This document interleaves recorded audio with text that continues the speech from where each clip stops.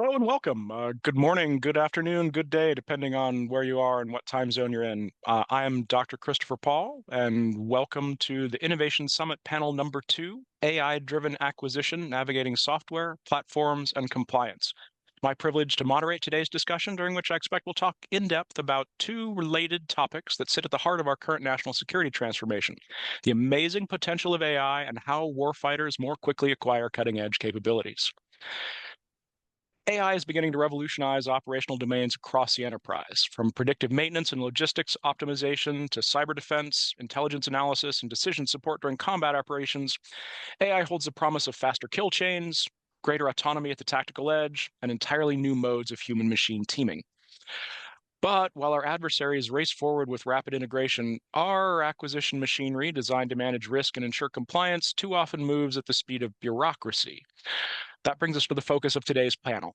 How do we modernize our acquisition strategies, infrastructure, and processes to keep pace with AI's velocity and complexity without compromising the trust, safety, and ethical rigor that define the U.S. military? And could AI help us do that? We're joined by two outstanding experts who offer complementary perspectives on this challenge. First is Richard Beutel from the Greg and Camille Baroni Center for Government Contracting at George Mason University, who will present from a paper titled "A New Path Forward: An Analysis of Current AI Software Acquisition Procedures." In this paper, he critiques the patchwork of legacy contracting models still in use for AI software in the Department of Defense and urges a shift towards agile, modular, and innovation-enabling frameworks. Our second speaker will be Air Force Captain Grant Wilson, a student here at the Naval Postgraduate School, who will present a paper that examines the authority to operate process and highlights a lesser known but absolutely vital barrier to AI integration: cybersecurity authorization. Together, these two papers are going to offer a comprehensive view of what's broken, what's possible, and what must change. So as we begin, I'll ask you, the audience, to consider three questions. First, what does a modern AI-ready acquisition system look like, and how do we build it at scale? Second, what authorities and cultural shifts are necessary to move from risk avoidance to operational velocity? And third, how do we equip our workforce, including contracting officers, program managers, and engineers, with the tools and trust to act with speed and confidence in this new era? Let's move into the first presentation. Richard, over to you. Well, good afternoon. My name is Rich Beutel. I'm working with a very talented group of researchers at the Baroni Center for Government Contracting, which is a preeminent government acquisition and procurement policy think tank at George Mason University. I'm a recovering government contract lawyer by trade, with many years on Capitol Hill, both in the legislative and the policy sphere, as well as undertaking a fair amount of oversight of government contracts in Iraq and Afghanistan. What I'd like to talk about today is software and how we buy software. So what I won't be talking about is the use of AI for acquisition tradecraft purposes. That's been covered exhaustively in previous presentations through this seminar. What can AI do to accelerate market research, things of that nature? I want to talk about the acquisition and procurement of the technology itself, because it is a subset of software writ large in a broader sense, and is implemented through various software platforms or related platforms akin to software. And why? So the question becomes, why do we care about software? I mean, what about it is so unique and special and particularly important to the warfighter? Well, former Air Force Secretary Frank Kendall said it best in his Air Force 2050 vision document when he said, "Victory or defeat in the air or in space at the human scale is likely to be determined by which combatant has fielded the most advanced AI technology in the areas most crucial to achieving victory." And I think that Secretary Kendall was spot on with that comment, that the need and the value of acquiring AI technology is going to be a key importance to the warfighter in the coming weeks and months, and particularly as we face emerging near-peer competitors, specifically such as China. And so the thing about software is it's very unique.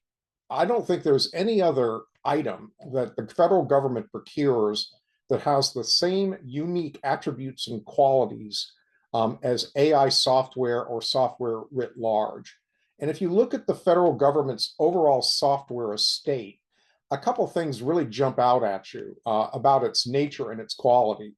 There was a famous article in 2011 by Mark Andreessen, one of the founders of a major private equity and venture capital firm that became famous. And the article was called Software Eats the World. And he talks about it on their website as well.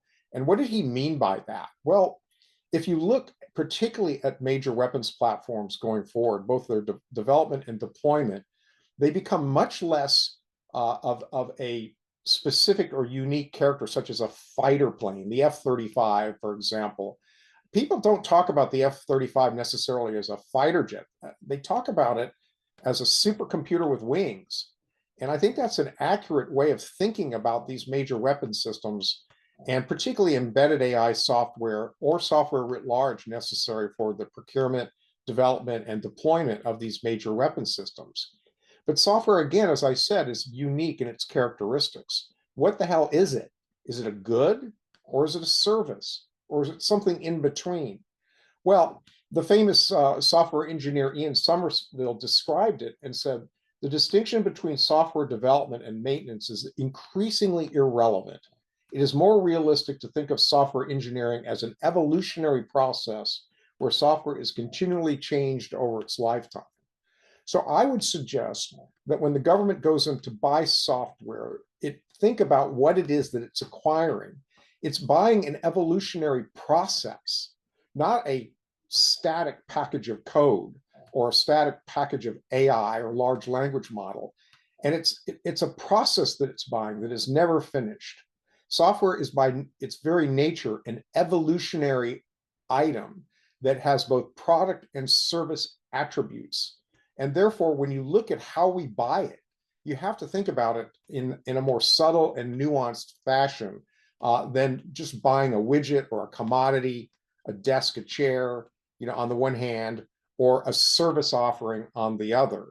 And as a hybrid, you have to ask, how should government be buying it, and particularly software which is AI or of an AI character going forward? Well, software is pretty important to the federal government. Our best estimates, according to GAO, is they're currently spending over $100 billion on software going forward. And if you look at that breakout of what government is buying, you'll see that it's a mix of kind of three buckets. You have commodity software. So, for example, Microsoft across the federal government, based on our best research, is spending about $5.425 billion just on Microsoft. And that's largely product-oriented software or commodity software. I call it commodity IT. So it's common usage items such as word processing, database, or spreadsheets, things of that nature. There are business tools or which are related and help to serve business processes and the proper functioning of government going forward. Having said that, there's an interesting dynamic when you break that apart. While the government is the largest buyer of goods and services in the world, for these large OEMs and software producers and technologists, the federal government is a very small slice of their overall market share going forward. So I would suggest that Microsoft is much more important to the government than government is to Microsoft.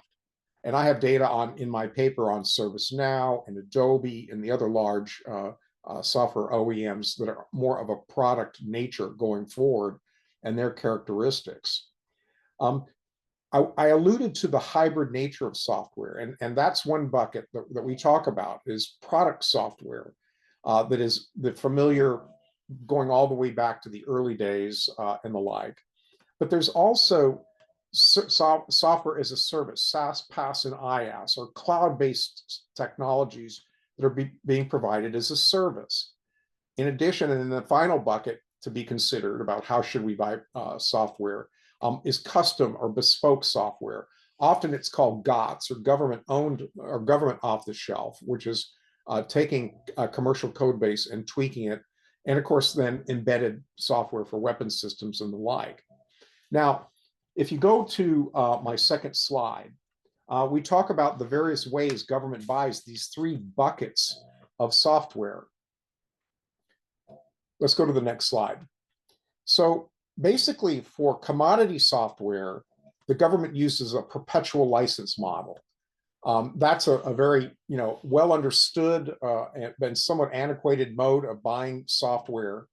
For SaaS or cloud-based prescription services, it's a subscription basis. SaaS, IaaS, and PaaS is generally acquired as a service offering under these various business models.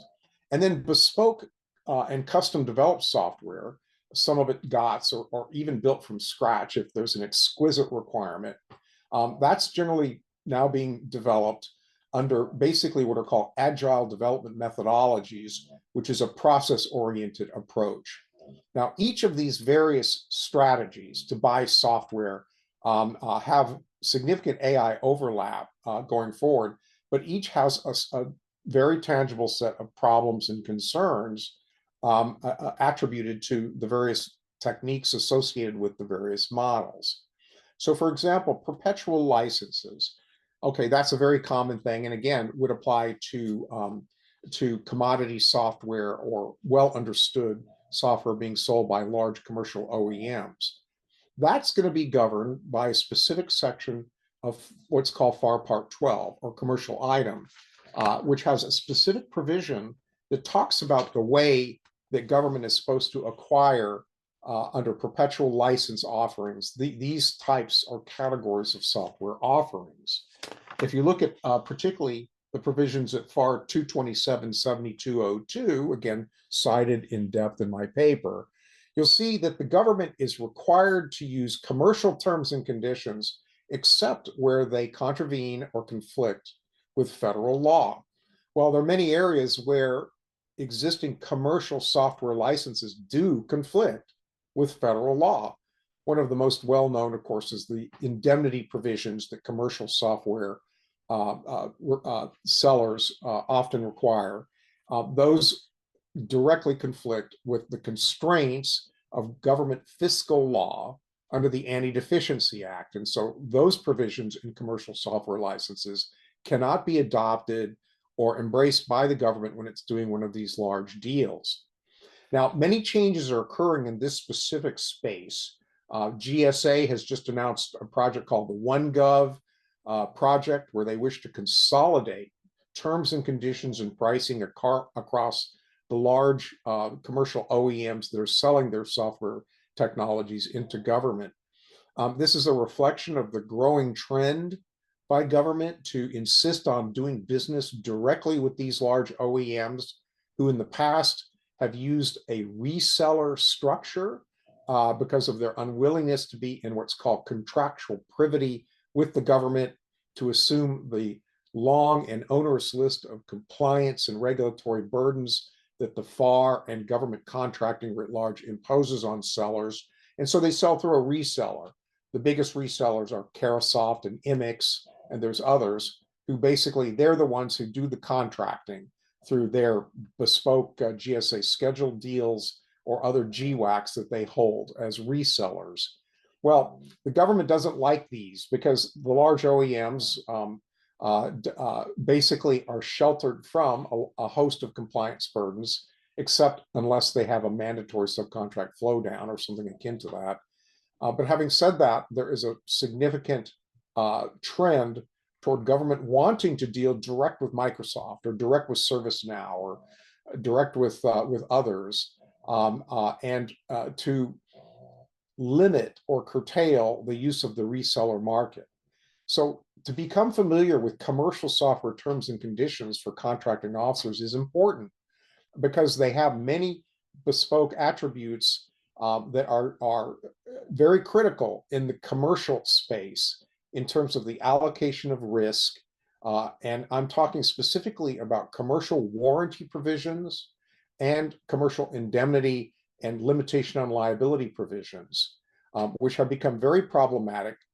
Government is required to accept much of that under the provisions of the FAR, but they don't work well. Those commercial warranties don't work great for government. nor do the liability caps and damage limitations work very well either. And so there are many issues associated with using FAR Part 12 and commercial software licensing terms and conditions as mandated under the provision of the FAR for this category of software procurement. Now, I want to jump up to the second bucket of software technologies, which are service-oriented SaaS, PaaS, and IaaS software as a service models. So these are subscription-based contracting models. This is a services contract going forward.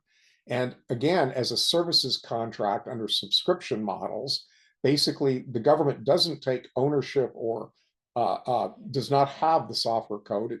It buys seats. It buys access to the software, which is then managed and deployed and maintained by the cloud service provider, such as Amazon and others. As a service contract, it presents its own challenges about what the contracting T's and C's ought to look like. For example, while there have been recent workarounds by GSA and others to allow more of a consumption-based approach to these types of service contracting models for these AI and related software technologies, you still can't buy these types of software technologies the same way as the commercial space, as in the private sector, because those folks can buy it straight up, use what they need, when they need it, and bill it in arrears without having to have the full budget appropriated or obligated in advance and banked to cover the cost, as is the case for federal contracting under the Anti-Deficiency Act. So that has many issues and model problems as well for subscription-based services, but that is an increasingly important way the government buys AI software or any form of software is under the X as a service model. And then the last bucket I want to talk about in terms of the status quo of how government buys these technologies is custom software or bespoke or GOTS, government off the shelf. Toward that end, there have been major developments in how government goes about this. In the past, this type or this category of software and AI technologies was acquired using the existing basket of software of procurement contract types using a process called waterfall development, which was basically a massive all-encompassing specification that you built towards, and then you had a great reveal when you were done and delivered a hopefully compliant software product to the government in one fell swoop. Well, the government has a history of custom software development that is unsullied by success. If you look at large government software development projects, it is replete. And the GAO has written extensively about all of the failures, failure to deliver, failure to perform, defective software development projects that ended badly. I have a whole list of concrete examples that GAO has written exhaustively about in my paper. And so this approach basically doesn't work, certainly didn't work for government. And as a result, they are now moving rapidly towards codifying the use of agile software methodologies, particularly in DoD, with a number of key policy announcements very recently going forward about how agile will be the default. Basically, agile is an iterative, open, and evolving process that seeks to develop software in rapid sprints using the moniker fail early, fail fast through discrete kind of bite-sized nuggets where you learn from the failures and successes of the past performance sprint. And so you have to buy it as a process, not as an outcome, because the requirements are not known. You might have a statement of objectives instead of a statement of work, a series of goals and aspirations, as well as acquiring basically an open, collaborative, and iterative software development process. And very recently, just a couple of weeks ago, DoD has issued an acquisition memoranda embracing Agile and saying, we want to use the following contract strategy. We want to use other transactions authority married with the use of commercial solutions opening procedures to buy custom software for DoD.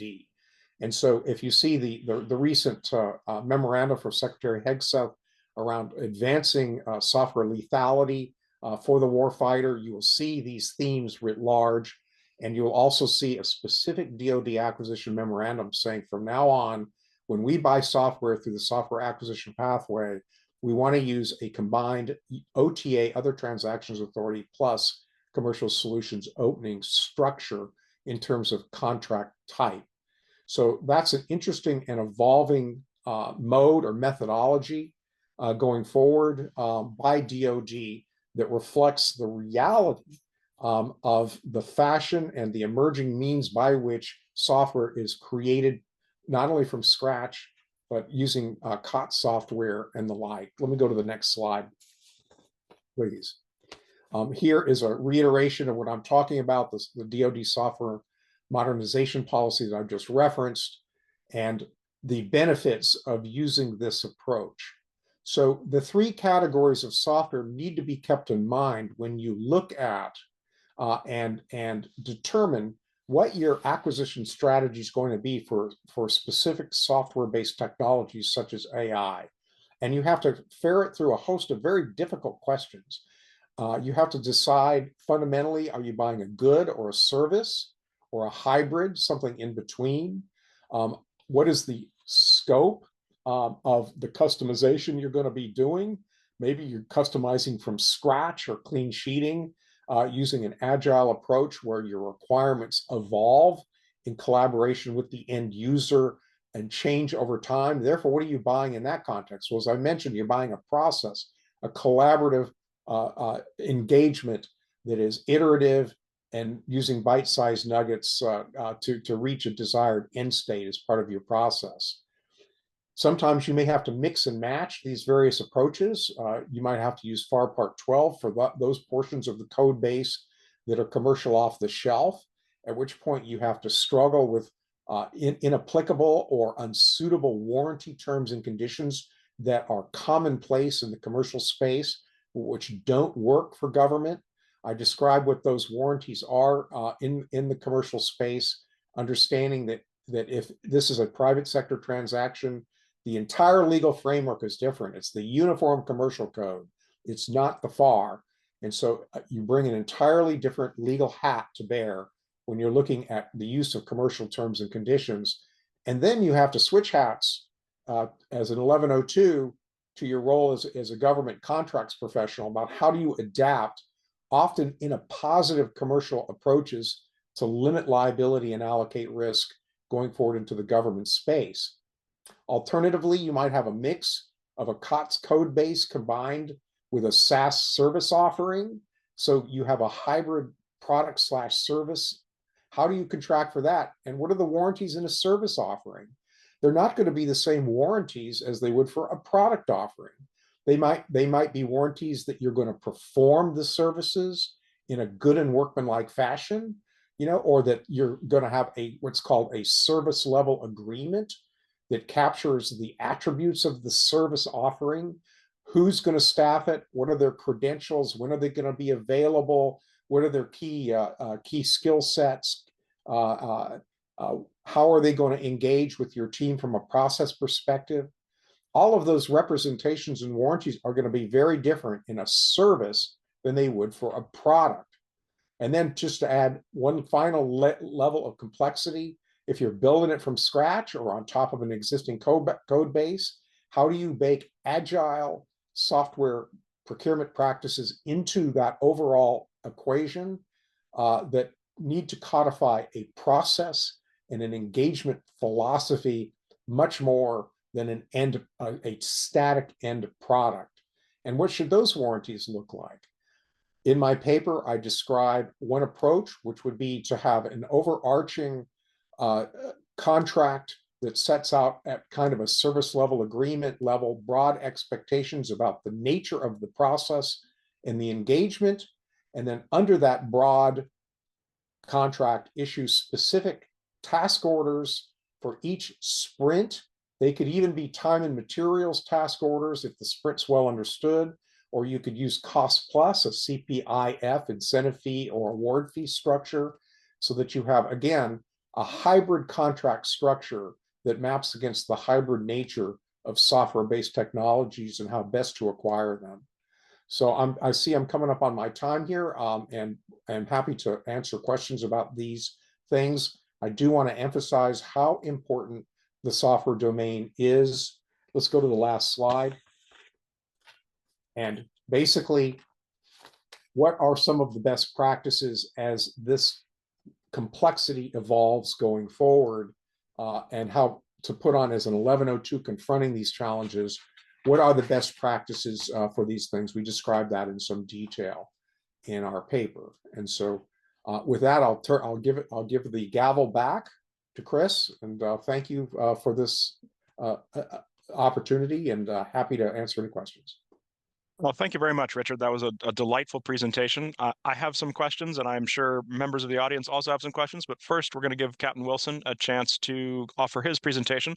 But I would urge you, members of the audience, while they're still fresh in your mind, if you dump your thoughtful questions into the question and answer tool now, I will curate them and present them to Richard during the question and answer session. And with that, I'd like to turn it over to Captain Wilson for his presentation. Sir, take it away. Fantastic. Good morning, afternoon, and evening, everyone. I am Captain Grant Wilson, an Air Force contracting officer and a recent graduate of the Naval Postgraduate School. As Richard had mentioned regarding the acquisition of software and going towards an AI approach, a lot of those aspects have to do with pre-award to award processes. However, for my research and the research of my cohort, we focused a lot more on the post-award activities, specifically onboarding with the authority to operate process. It's titled Unpacking the Authority to Operate Process, Implications for the DoD. Specifically, the study was conducted by the alumni of the 2024 NPS Air Force Element Cohort, and it was sponsored by SAF CNDI from the CIO office. Our advisors were Lieutenant Colonel Daniel Finkenstadt and Lieutenant Colonel Jamie Portia. They are former and current assistant professor of defense management for NPS's Department of Defense Management, respectively. Next slide, please. Our study really began with a conversation between Air Force headquarters and the Chief Information Office. The problem presented by these organizations revolved around the Authority to Operate process, or ATO. The ATO is the DoD-directed process for onboarding new technologies into the DoD and their service branch networks. This process is required under the Federal Information Security Modernization Act, or FISMA, of 2014, and Department of Defense Directive 5144.02, which required the CIO to establish policies and guidance on how the departments would manage the enterprise-wide information systems architecture. Headquarters Air Force and the CIO were made aware that the ATO process was daunting and complex, which presented numerous challenges in which a new technology would take up to 24 months to reach the warfighter. As indicated by our mission partners, we saw a direct negative correlation between this process and interest in business to government actions. We were challenged to better understand the process and to find field solutions which might aid in simplifying this process. This led to our main research questions, which are reflected on the next slide. This is where our cohort formed the basis of our study. We wanted to understand three key areas of the ATO process. What is the current state and of the ATO processes, the risk management, and the authority delegation within specifically the Department of the Air Force? What are the key decision points, pain points, and stakeholders in the ATO process? And how can applying process mapping techniques to visualize the ATO process assist with identifying areas for improvement?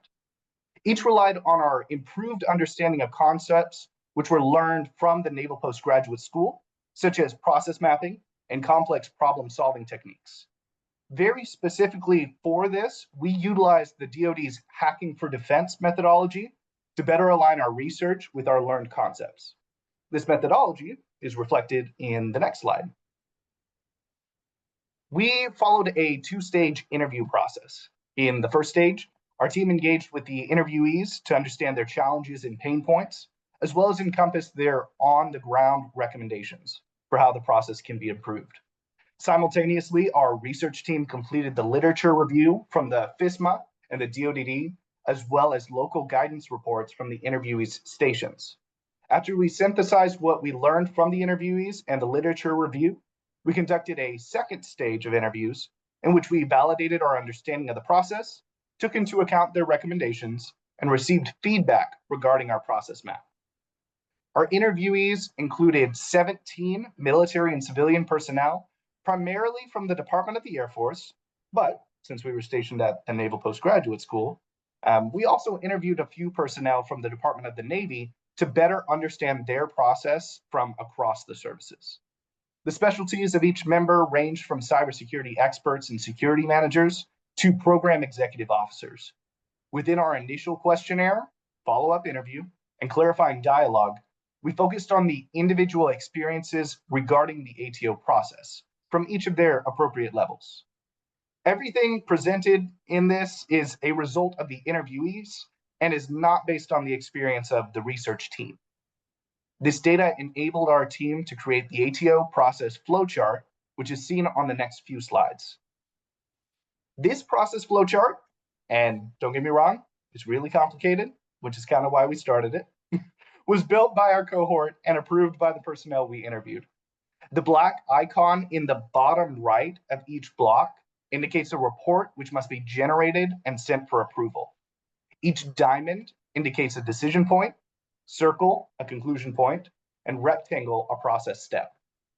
I also want to call attention to the black legend in the right-hand corner of the slide. This correlates with the colors on the process map and indicates which personnel or office is responsible for each step.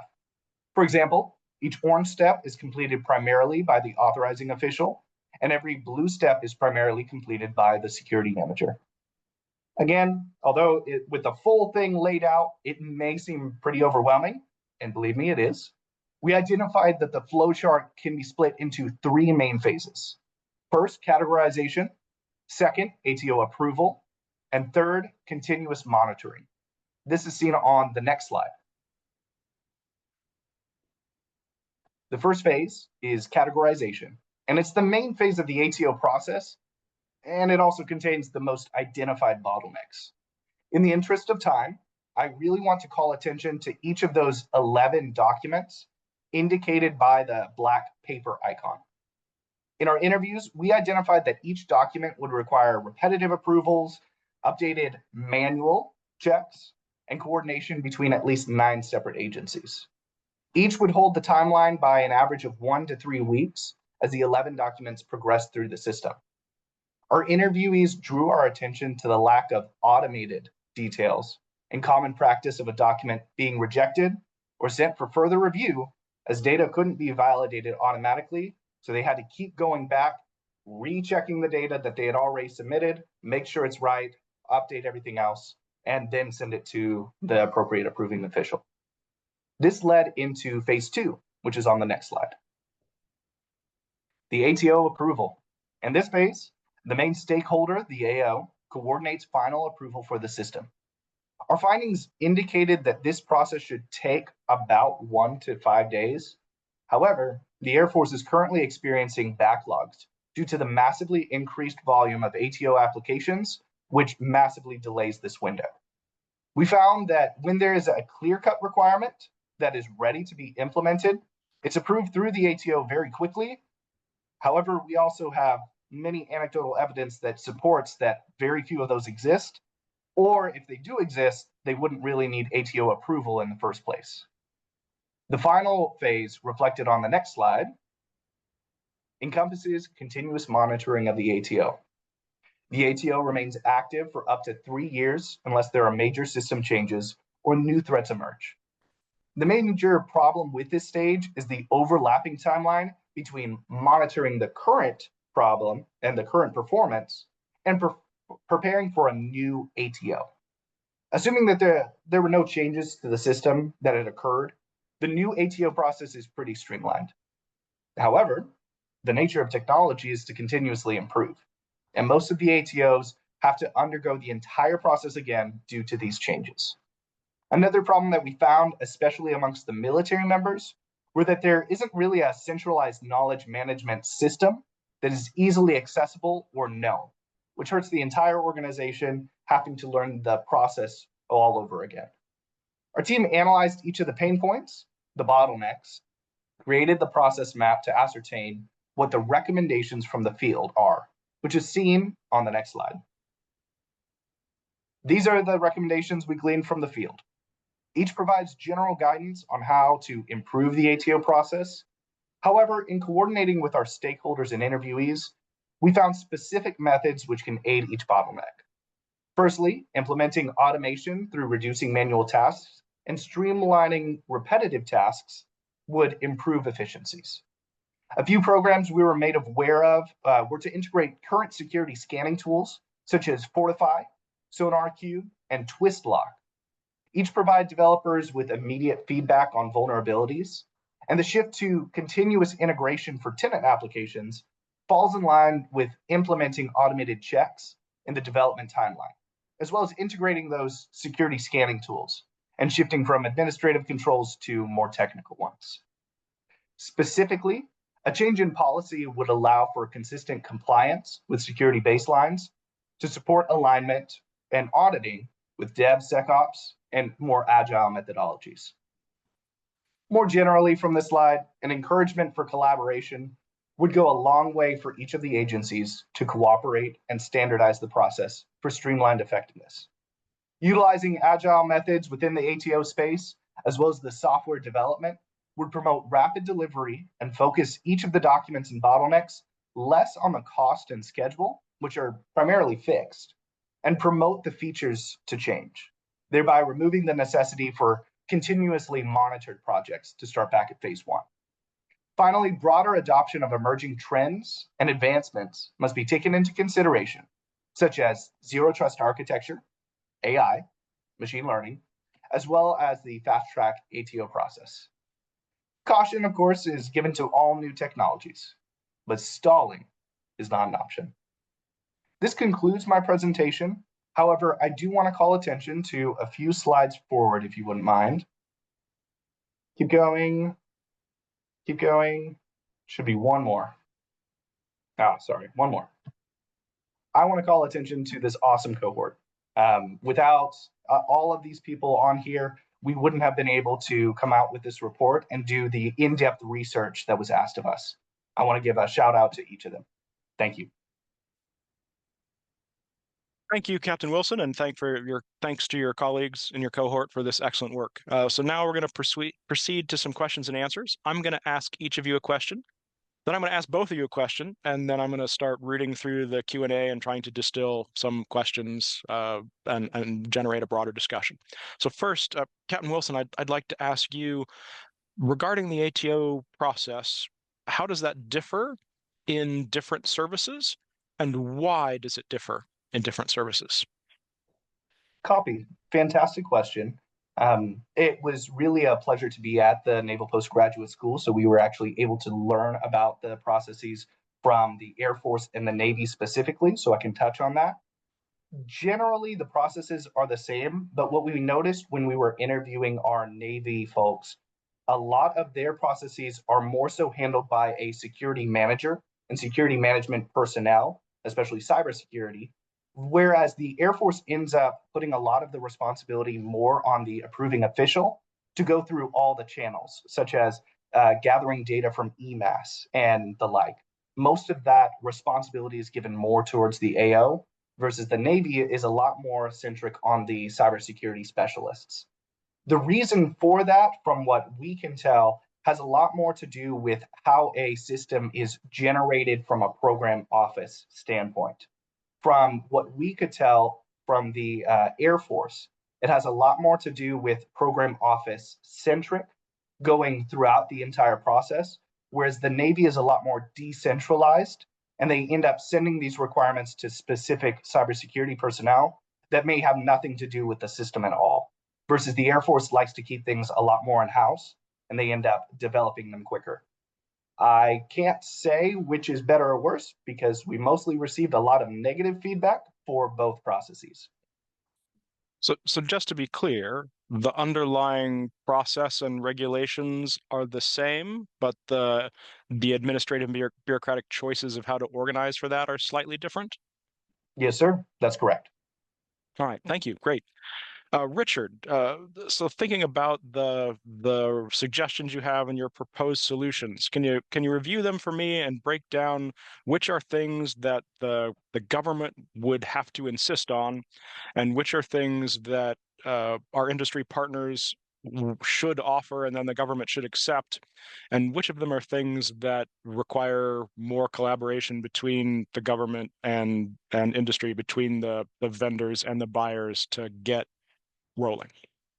Well, clearly there are specific aspects of the contracting practice unique to government, which are mandated by federal law, and so which do not apply in private dealings or in the commercial space.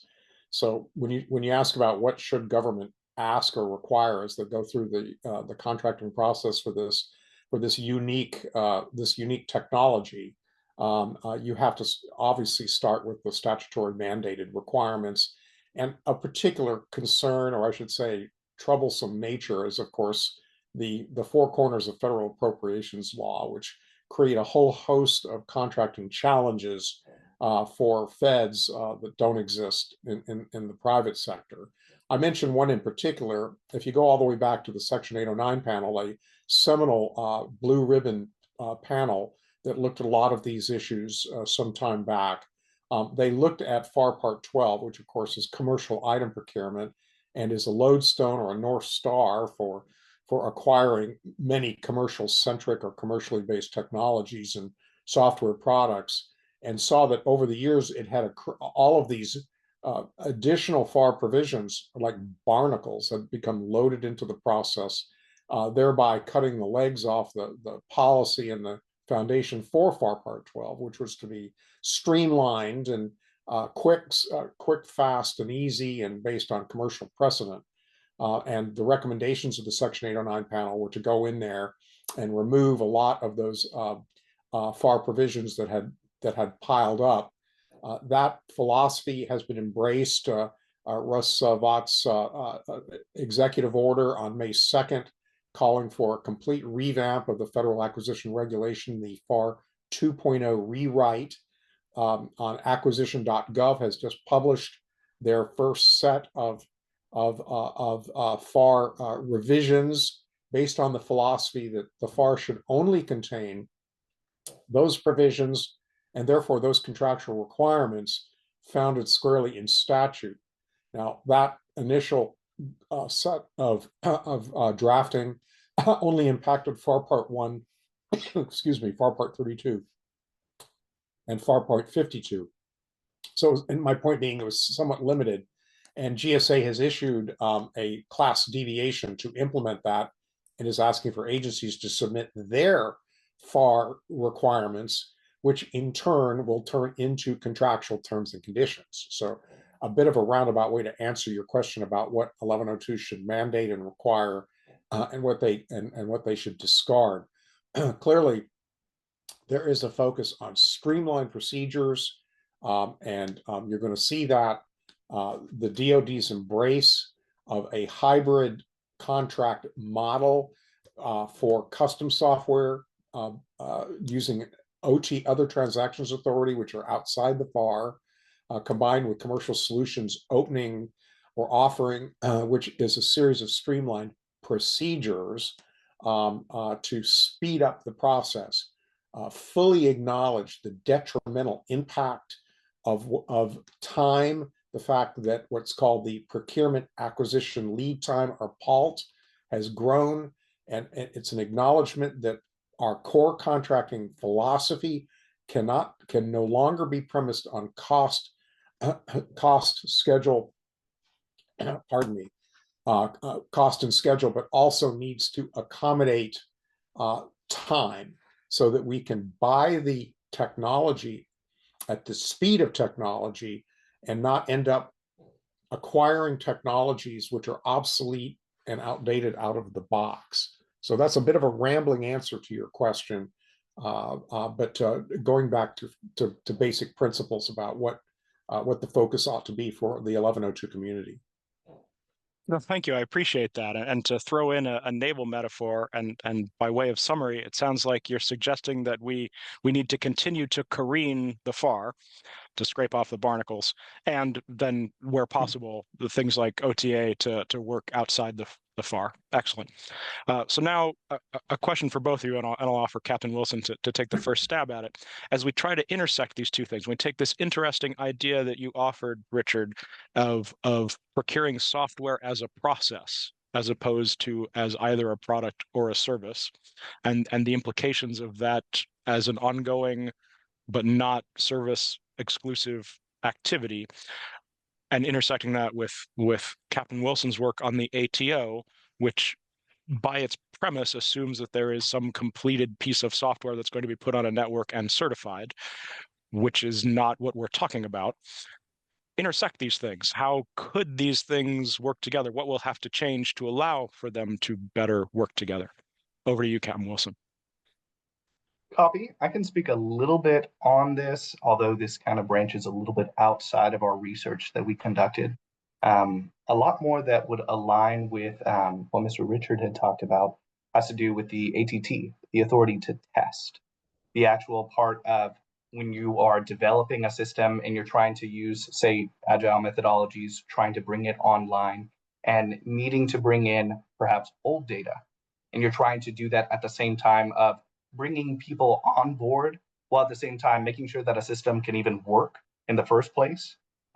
We can utilize certain advantages such as the ATT, which has a less stringent process, but at the same time, we have our own limitations and our own lim facts that we can't exactly utilize that at this time. Okay, thank you. Richard? Well, there's direct connectivity between Captain Wilson's research and what I'm talking about, because the whole area of cybersecurity is probably the toughest nut to crack with respect to these emerging technologies and software technologies that are AI embodied. Basically, as we know, we are under unprecedented cyber attack across all government agencies by a host of both nation state actors and individual malcontents going forward. And government has to do something and ensure that software technologies, and particularly AI-based ones, are secure and well-designed, implementing secure by design precepts going forward. The ATO process is the means by which there's validation that those quality characteristics are inherent in the product and that the product reflects it.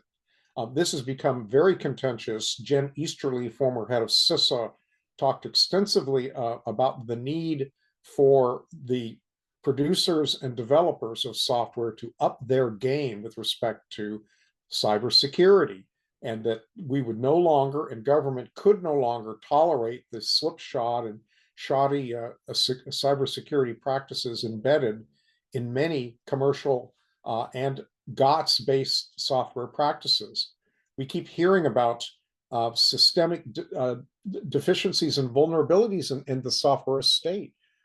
Recently, we discovered that those software code bases that are not memory safe, such as many state-of-the-art and standard software code bases, have systemic vulnerabilities that can't be fixed. And so what you have to do for that software application is more than just a lift and shift. You have to redesign it using a different software code base that caches memory in a way different from existing code bases that are not memory safe.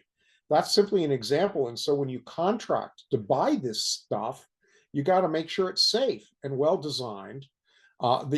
The current warranty and liability limitations clauses, terms, and conditions that exist in commercial software expressly disclaim any form of recourse or responsibility for this kind of problem and cap their liability basically to the money spent. Well, these kinds of cybersecurity breaches that have not gone through a proper ATO process and that have not been validated to meet the NIST cybersecurity standards pose significant risk to government, both its operations and its security. And so contracting officers need to be aware of the ATO process that Captain Wilson was describing, bake it into the process, because in this domain of cybersecurity, government's needs have to predominate over commercial terms and commercial expectations. So I've sometimes heard the phrase continuous ATO, and I know part of the ATO process involves some ongoing ATO, but maybe what continuous ATO is needs to evolve, both to get faster on the front, but then to sustain the efforts as software as a process continues to evolve.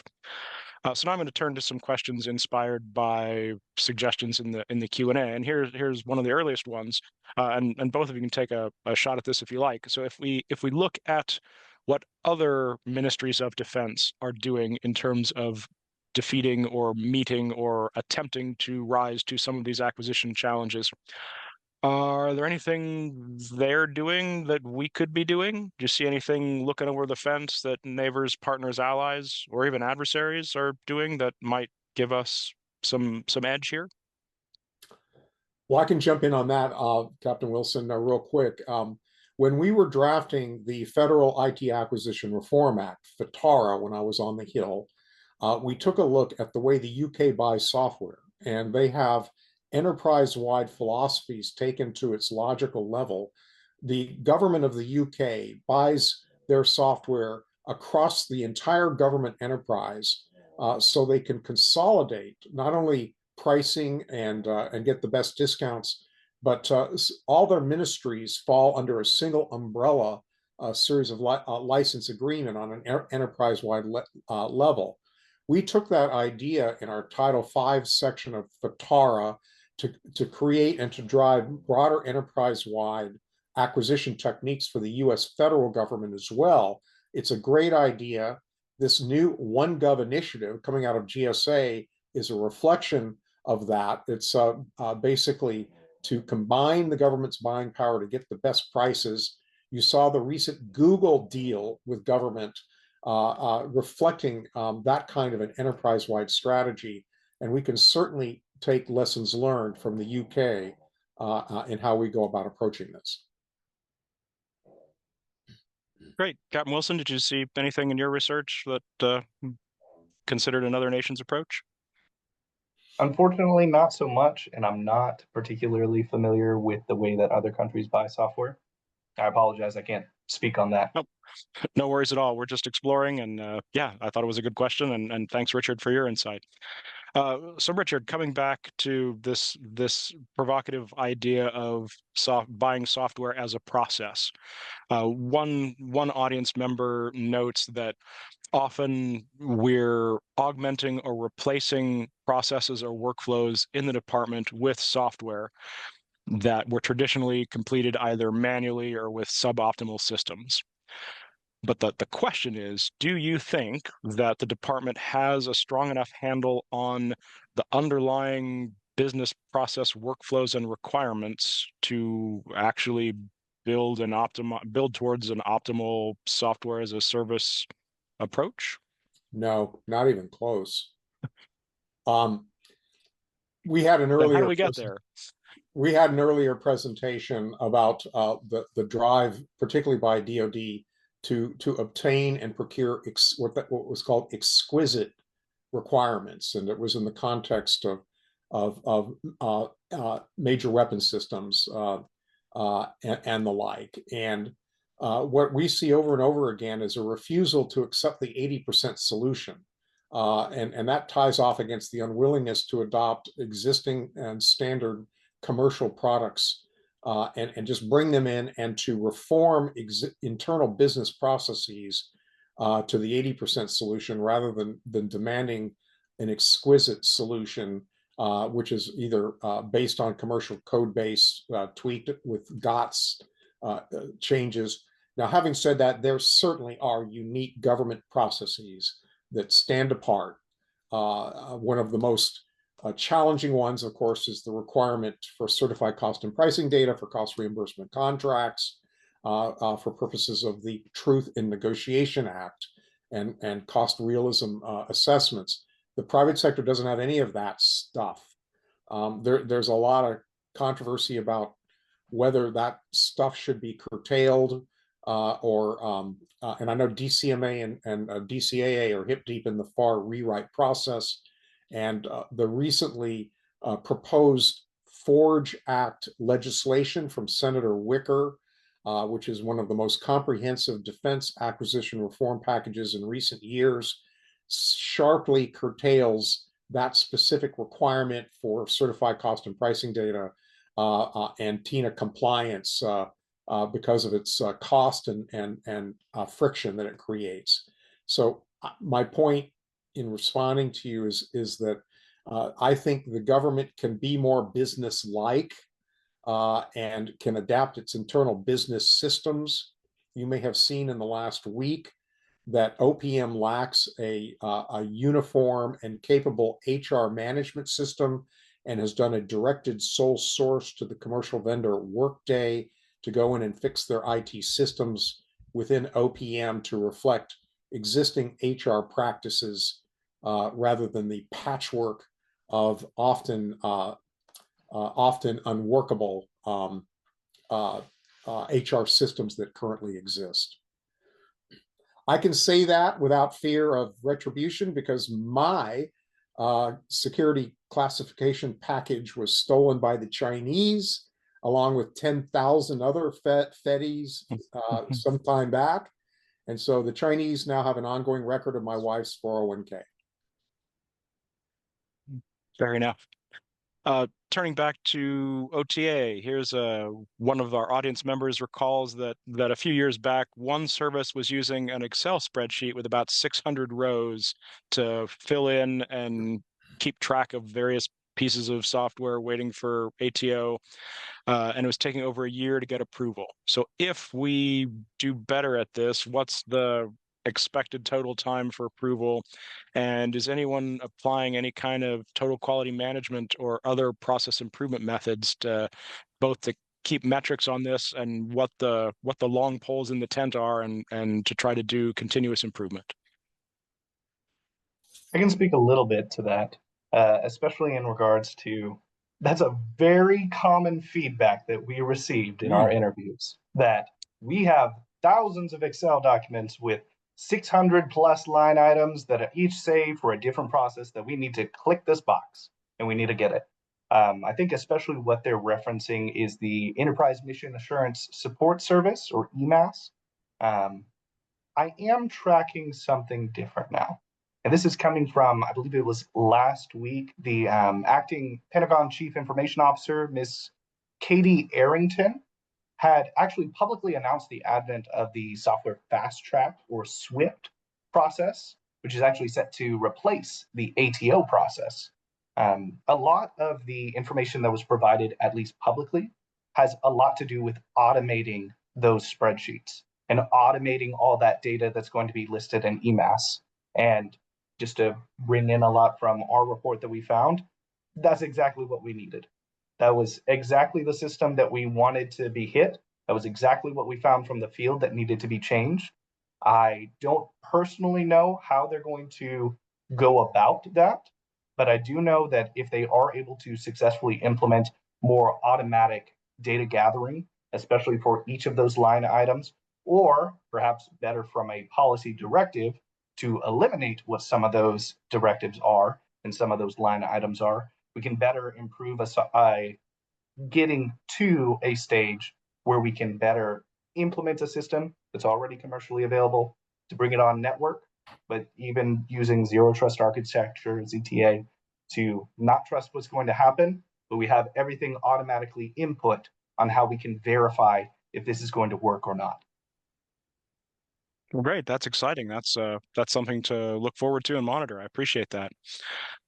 Richard, question back to you. Well, one of our audience members asked if you could speak to the potential new AI subpath that's in development within the software acquisition pathway and how its use would align with various available contracting options. I have not had a chance to unpack the underpinnings of that. I was aware of that initiative. I commend that initiative. It's an important conversation. I am familiar with a lot of the very aggressive and I think creative thinking going on around that acquisition pathway. And I'm familiar with the work of the Tradewinds OTA consortia that is attempting to work it, but regrettably, I've not had a chance to really unpack it and do a detailed analysis. All right, fair enough. Another question for you regarding indemnity. So that was an interesting theme in your presentation that I hope you can say a bit more about. Is it, especially when we think about AI, how does that affect what's likely to appear in various different terms of service and in liability limitations? And have you seen or heard or thought about anyone tailoring the indemnity terms specific to AI or generative AI solutions? So, with respect to indemnities, this has been a difficult challenge, particularly under FAR Part 12, because the government cannot accept the existing commercial baseline on indemnity provisions that are in most software licenses now, which are uncapped generally, which do not have liability limits or any of the other attributes necessary for a government contract to meet the Anti-Deficiency Act constraints. And so those have to fall by the wayside as for an 1102 to accept a commercial patent indemnity in many instances would be a serious problem because it would put the government potentially at risk of violating the prescriptions of appropriations law going forward.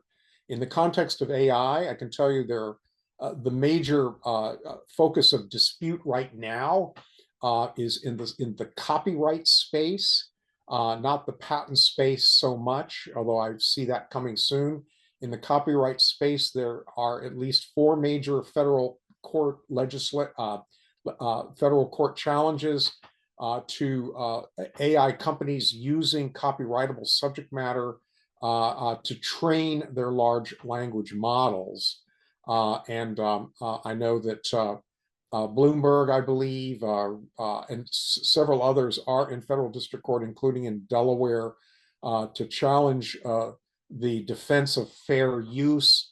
So in terms of IP, intellectual property scenarios, the challenges for AI currently are primarily in the copyrightable subject matter space and have to do with the use by these AI companies to sweep up or hoover up large quantities of data, including copyrightable subject matter such as photos and videos and the like, and whether or not that's a violation of copyright law. So that's the current legal status for AI IP frameworks going forward. Thanks. Another question related to acquisition of AI, especially thinking about it as a process as something that has these ongoing needs. So often AI, AI will need to retrain on new data. AI algorithms are bad at outside context problems. So as the environment changes, retraining is a constant update. So this necessitates some kind of proactive engagement. How can we use our OTA or other commercial solutions to address this need for ongoing data monitoring, collecting, and retraining, or is there a better or different way to think about it? Well, I'll answer that then. Also, Captain Wilson will jump in here. So the Baroni Center has just completed, and I see my colleague Art Neiswick, a data scientist at Defense Acquisition University, is on the chat as we speak. We just completed a pilot project to train several large language models to see if to test the proposition or the hypothesis, can AI be used for meaningful legislative and regulatory analysis? And we applied it then to one of the most complex packages in recent years, which is this Forge Act from Senator Wicker. And the results were pretty amazing. And I believe a resounding yes, AI can be used for legislative analysis.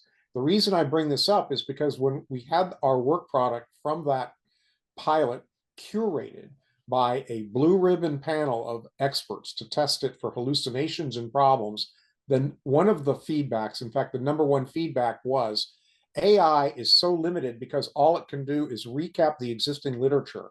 It can't recap or summarize or analyze content that does not exist yet. And so your question is, how do we ensure AI stays fresh and current and up to date when all it can do is go back and analyze, assess, summarize, and capture the existing state of the art with respect to the literature? And your question puts that squarely at issue going forward.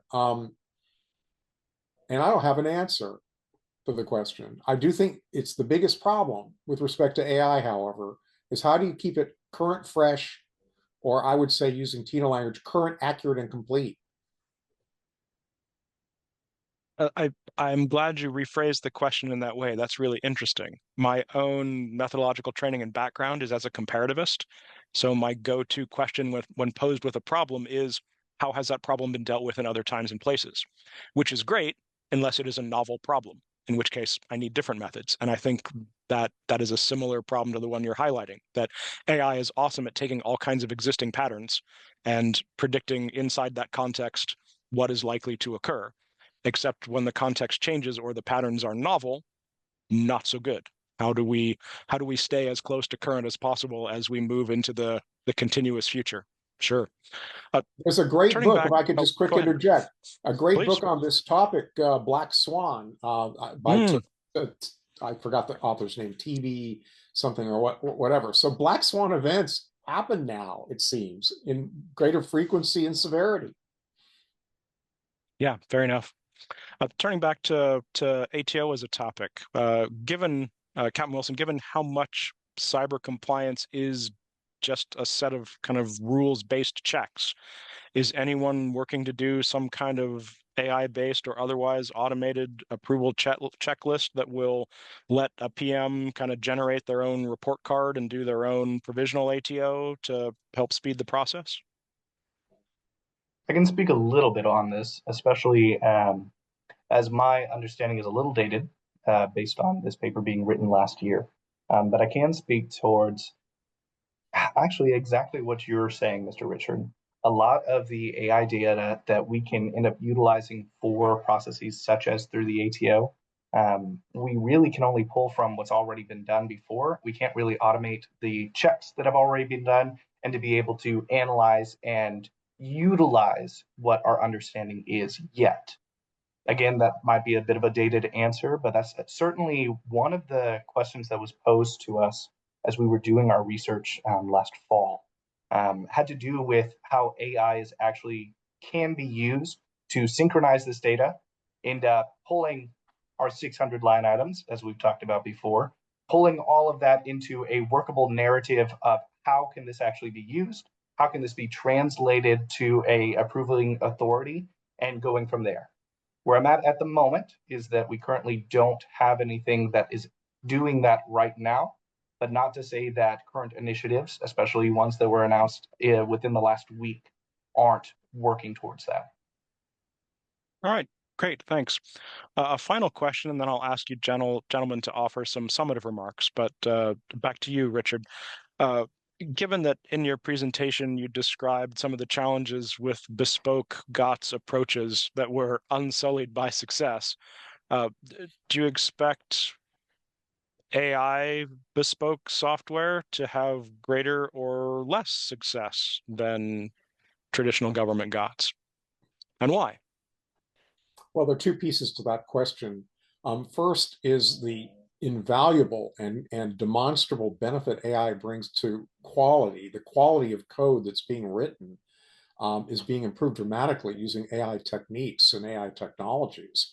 So the hope is that a rising sea raises all ships, and that the quality of software, whether it's through the use of secure by design principles from NIST and other related techniques to improve the cybersecurity, quality and efficacy of software technologies implemented and deployed by government, I think, is undeniable. And it's going to raise the bar in terms of goods, building and deploying good stuff. Now, the second part of that question is, can we rely on AI to do that successfully and not to introduce hallucinations into code bases and all of that? And I'm not technically qualified to answer that question. My hope is for those development teams and technologists that are using AI as a software productivity tool, that they do so carefully and prudently, and evaluate the end work product as thoroughly as we did at Baroni Center with respect to our legislative analysis of the Forge Act with our blue ribbon panel of experts. Interesting. So we need to be on guard against the potential of different modes of failure. That's an interesting way of putting it.